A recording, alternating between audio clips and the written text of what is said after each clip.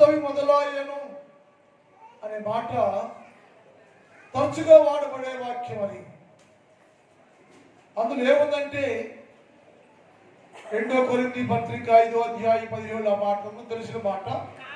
కాగా ఎవడైనను క్రీస్తు యేసు నందున్నట్లయితే వాడు నూతన సృష్టి, పాతవి గతించెను, ఇదిగో సమస్తము కొత్తవాయను. పాతవి గతించిపోయిందట, సమస్తం కొత్తవైపోయింది. ఇప్పుడు మనం కొత్త దానిలోకి వచ్చేసాం. సంవత్సరం అడిగి పెట్టాం, కొత్త రోజు, కొత్త దినం, కొత్త సమయం, కొత్త సంవత్సరంలోకి అడిగి పెట్టేస్తాం. ఏసేంటంటే పాత గతించిపోయిందయ్యో, ఏమైపోయింది? పాతది అదృశ్యమైపోయాను, మాయమైపోయాను, కారణాకపోయాను, మరుగు చేయబడి మనకి రాయబడింది. పాతది మరుగు చేయబడితే, అదృశ్యమైపోతే అక్కడ ఏమున్నాయంటే కొత్తది నిలిచి ఉండాను.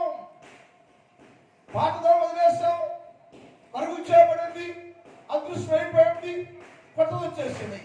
కొత్త దానిలోకి వచ్చినప్పుడు ఇక్కడ ఏమంటే యేసు క్రీస్తు నమ్ముతుంటే, యేసు క్రీస్తులో ఉంటే, కొత్త సంవత్సరాలు అడిగిపెట్టే నీవు యేసు క్రీస్తు ప్రభువులో ఉంటే నూతన సృష్టి. యేసు ప్రభు తెలిసి ఉంటే నూతన సృష్టి.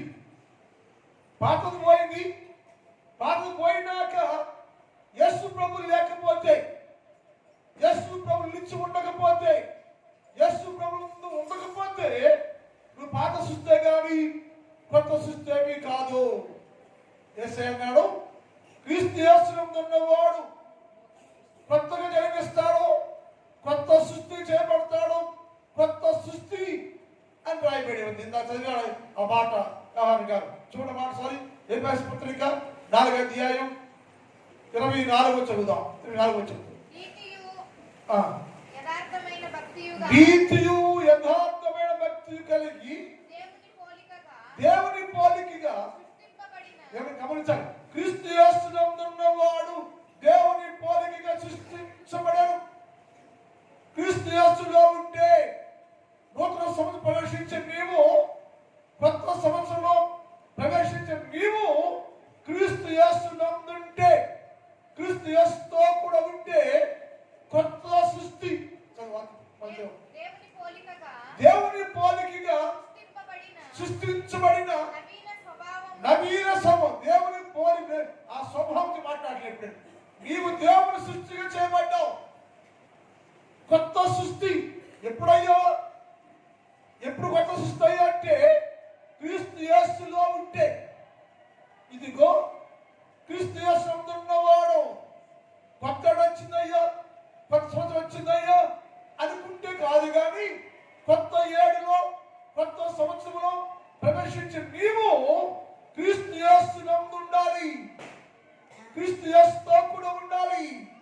క్రీస్తు యేసుతో ఉంటే, క్రీస్తు యేసుతో ఉంటే నూతన సృష్టి, నూతన సంవత్సరం నీవు కూడా నూతన సృష్టిగా చేయబడ్డావు. యేసుతో లేకపోతే, యేసుతో ఉండకపోతే పాత వ్యక్తివే కానీ, పాత సృష్టి కానీ నీవు కొత్త వ్యక్తివి కాదు. ఇప్పుడు కొత్త వ్యక్తి, సంవత్సరం మారింది, నీవు కూడా కొత్తగా ఉండాలి, కొత్త సృష్టిగా చేయబడాలంటే ఎలా అంటే యేసు క్రీస్తు ప్రభువునందు ఉండాలి.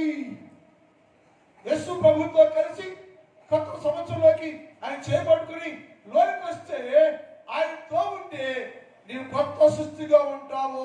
అదే 4వ అధ్యాయం 2వ అధ్యాయం 10 చదువుతాం. ఎఫెసీ పత్రిక 2:10 చదువుతాం. మరియు దేవుడు ముందుగా సిద్ధపరిచిన మనము క్రీస్తు యేసు. గమనించాలి, యేసు క్రీస్తు ఉన్నవాడు నూతన సృష్టి అన్నాడు ఆయన. ఇప్పుడు నూతన సృష్టిగా చేయబడటానికి యేసుతో ఉండాలి. రెండోది ఏమంటే మనము సిద్ధపరిచిన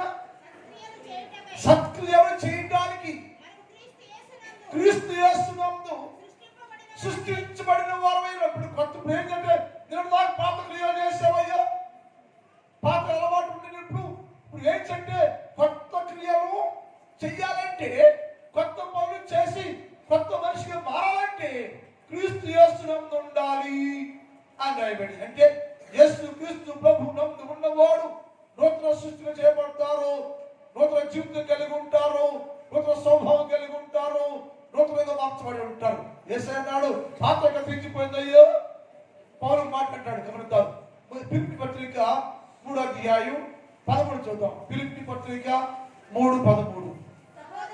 సహోదరులారా, నేను ఇదివరకే తలంచుకోవట్లేదు, అయితే ఒకటి చేస్తున్నానని. కొత్త సంవత్సరం వచ్చినప్పుడు ఒకటి చేస్తున్నా. ఏంటయ్యానంటే వెనుకున్నవి కొన్ని వాటి మర్చిపోతున్నా, ముందున్న వాటి కోసం ఎగిరిపోతున్నా. వెనుక ముందేముందయ్యో, ముందేమంటే కొత్త డోర్ ఓపెన్ చేయబడింది, కొత్త సంవత్సరం ఓపెన్ చేయబడింది, కొత్త వెలుగు వచ్చేసింది. లెమ్ము తేజరిల్లము, నీకు వెలుగు ఉదయించింది, కొత్త వెలుగు వచ్చేసింది, కొత్త రోజు వచ్చేసింది. నీ ముందేమంటే యేసు ప్రభుల వారు కొత్త డోర్ ఓపెన్ చేసేసి, కొత్త ద్వారం తెలిసి యేసు ప్రభుల వారు పరలోకంలో నుంచి భూలోకానికి ఆశీర్వాదపు గంప కొత్త సంవత్సరం అడుగు పెట్టగా ఇప్పుడు వేసగా ఎక్కడున్నాయంటే పరలోకంలో నుంచి భూలోకం వచ్చి కొత్త దేవులో రాగానే కొత్త డోర్ ఓపెన్ చేసేసి ఎదురు చేసాడు. ఎదురు చేశాడు. ఏసైకి ఏమన్నాయంటే ఏసై చేతులు కంపుండెను, ఏసై చేతులు ఆశీర్వాదపు గంపుండెను. ముందుండేమో గంప, వెనకుండేమో సాతాను. మధ్యలో మనిషి ఉన్నాడు, వెనకున్న సాతాను ఉన్నాడు. వెనుకున్న వాటిని మర్చిపోతుంది ఏసై వాకు. ముందు ఏసై అన్నాడు, నా కుమారుడు నీకోసం నేను దీవెనలు గంప, ఆశీర్వాదపు గంప తీసుకొని దిగి వచ్చాను. నీ ముందున్నాను నేను, రా, నీ కొరకే సిద్ధం చేశాను. నీ కొరకు ఈ సంవత్సరంలో నీకేమేమి కావాలో, కొత్త సంవత్సరంలో నీకేమేమి కావాలో, ఏమేమి మేలు కావాలో ఆ మేళ్ళన్నీ నేను గంపలో పెట్టుకుని తెచ్చానయ్యో, రా ముందుకు అంటున్నాడు ఆయన. ఆయన లోపంటుంది, సాత వెనక్కున్న వాడు మర్చిపోతుంది. ముందు అన్నాడు, ముందు ఆయన అన్నాడు, ఏసై అన్నాడు, వెనక్కున్న చాలా మంది వెనక వాళ్ళు, వెనక చాలా మంది, వెనక సాతాను ఉన్నాడు, శత్రువు ఉన్నాడు, లోకాశ ఉంది, శరీరాశ ఉంది, జీవనం ఉంది. ఏది వెనకే ఉండి వెనక చూడబాక, వెనక చూడబాక, మర్చిపోలేము, ముందుకేమరా ఆశీర్వాదం అని చెప్పాడు. వెనకేమో సాతాను, ముందే వేసయ్య, మధ్య మానవుడు. ఇక్కడ ఉదాహరణ చెప్తానండి. మెఫీబోషెత్ తన అబ్బాయి ఉన్నాడు, తొందరగా ముగిచేస్తాను. అబ్బాయి సౌలు రాజుకి మనవడు, యోనాతాను కొడుకు. ఆ అబ్బాయి లొదేబారులో మాకీరింట్లో ఉండాడు. వాడు ఎత్తుకో దాడి పరిగెత్తుతూ ఉంటే వెనక దాడి వస్తాడేమో, పట్టుకుంటాడేమో, చంపేస్తాడు భయంతో పరిగెత్తుంటే ఆ సంఖ్యలో పిల్లోడు జారి కింద పడిపోతే వాడు అవుటివాడు అయిపోయాడు. అవుటివాడు ఎక్కడున్నాడంటే లొదేబారులో మాకీరింట్లో ఉండేది. చాలా ఏళ్ళు అయిపోయింది. దావీదు అన్నాడు, అబ్బాయి నేను కొత్తగా రాజు అయ్యాను, నేను కొత్తగా రాజు అయ్యానయ్యా, సౌలు కుటుంబంలో ఎవరైనా ఉండారో అని ఎంక్వైరీ చేయమంటే ఆయన చెప్పాడు, షేబానే సౌలు అన్నాడు, అయ్యా సౌలు కుటుంబంలో ఒక అబ్బాయిని అయ్యా, యోనాతాను కొడుకు అయ్యా, ఆయన పేరు మెఫీబోషెత్ అయ్యా. ఎక్కడయ్యా ఆయన అంటే లొదేబారులో మాకీరింట్లో ఉన్నాడు అని చెప్పాడు. ఇది చెప్పాడు, వెళ్ళి లొదేబారులో ఉన్న మాకీరింట్లో ఉన్న మెఫీబోషెత్తుని తీసుకురా పో అని అంటే షేబా అనే వ్యక్తి అక్కడికి వెళ్ళాడు. ఇక్కడేమో షేబా ఉన్నాడు, మధ్యలో మెఫీబోషెత్ ఉన్నాడు, వెనకేమో మాకీ ఉన్నాడు. ఈ అబ్బాయి చెప్పాడు, అబ్బాయి దావీదు రమ్మడా, వీళ్ళు దావీదు కోసం దీనిన మేలు ఆశీర్వాదం కంపించాడు, ఆయన స్థానించాడు, కొత్త దీవిని గురించాడయ్యా. మెఫీబోషెత్ రమ్మంటున్నాడు, ముందుకెళ్ళరా లేచిరా అంటుంటే ఆ మాట చెప్పగానే కొత్త సంవత్సరం, కొత్త దీవిన, కొత్త మేలు కోసం మెఫీబోషెత్ లేస్తూ ఉన్నాడు. వెనకేమనంటే శత్రువు ఉన్నాడు, మాకీరు. వెనకేమనంటే సాతాను ఉన్నాడు. అంటున్నాడు, మెఫీబోషెత్ ఇప్పుడు దాకా 2020 సంవత్సరం దాకా నాతోనే ఉండి నా ఇంట్లో ఉండి నేను చెప్పిందో చేసి ఆయన రమ్మనగానే ఆ గంప ఉందయ్యా రా అనగానే నేనుందయ్యా రా అనగానే వెళ్ళిపోతావా? ముందేమో గంప ఉంది, ఆశీర్వాదం, వెనకేమో లోకం ఉంది, సాతాను ఉన్నాడు, మాకి ఉన్నాడు. రెండు మధ్యలో ఎవడంటే మెప్పిపోషత్తు ఉంటాను. అలాగే ఏ పౌలంటున్నాడు, ముందున్న వాడు వేగిపడుతున్నాను నేను, వెనుకున్న వాడు విడిచిపెట్టేసి వెనుకున్న వాడు జ్ఞాపకం చేసుకోకుండా వెనుక వద్దాయి నాకు వెనుక చూడకుండా ముందున్న వాటి కోసం నేను వేగిపడుతున్నాను. అయ్యో ముందేముందో అంటే యేసయ్య ఉండేను, ముందేముందంటే ఆశీర్వాదం ఉండేను, ముందేముందంటే గంప ఉండేను. నా దేవుడు కొత్త సంవత్సరంలో దీవిన మేలు ఆశీర్వాదం అనగా గత సంవత్సరంలో పాత సంవత్సరంలో 2025లో పొందుకోలేని